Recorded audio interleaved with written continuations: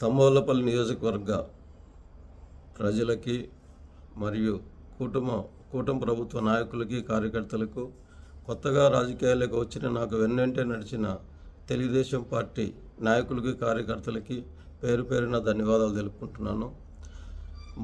మొన్నటి రోజున ఏదైతే పార్టీ అధిష్టానం ఈ లిక్కరు ఈ కల్తీ మద్యం దాంట్లో తెలుగుదేశం పార్టీ నాయకులైన నన్ను కట్టా సురేంద్రరావు కూడా ఏదన్నా సంబంధం ఉందా అనే అనుమానంతో మా ఇద్దరిని పార్టీ సస్పెండ్ చేయడం జరిగింది.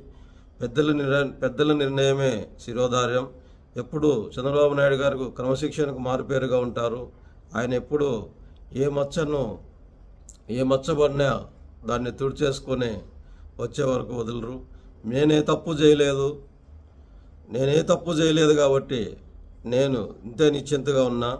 నిజాలు అతి తొందరలో మన ప్రభుత్వం ఏదైతే మన డిపార్ట్మెంట్ ఎక్సైజ్ డిపార్ట్మెంట్ ఉందో నిగ్గు తేలుస్తారు.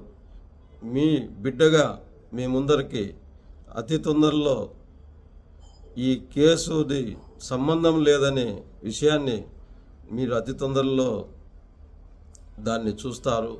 ఎవరు అధైర్యపడద్దు. ఇది మనం ఏ తప్పు చేయలేదు కాబట్టి మనం ఎవరికి భయపడాల్సిన అవసరం లేదు. మనకు ఆ భయం లేదు. ఎప్పటికీ నేను మీకు అండగానే ఉంటాను. ఎప్పటికీ నేను నియోజకవర్గంలోనే ఉంటాను. ఎప్పటికీ ఇప్పటి వరకు ఎట్లున్నాను ఇంకా ముందు కూడా ఇట్లనే ఉంటాను. కడిగిన ముత్యంలో బయట వచ్చి మళ్ళీ అధినాయకుల మన్ననలు పొంది నియోజకవర్గాన్ని అభివృద్ధి పథంలో నడిపిస్తానని చెప్పి మీ అందరికీ మాటిస్తున్నాను.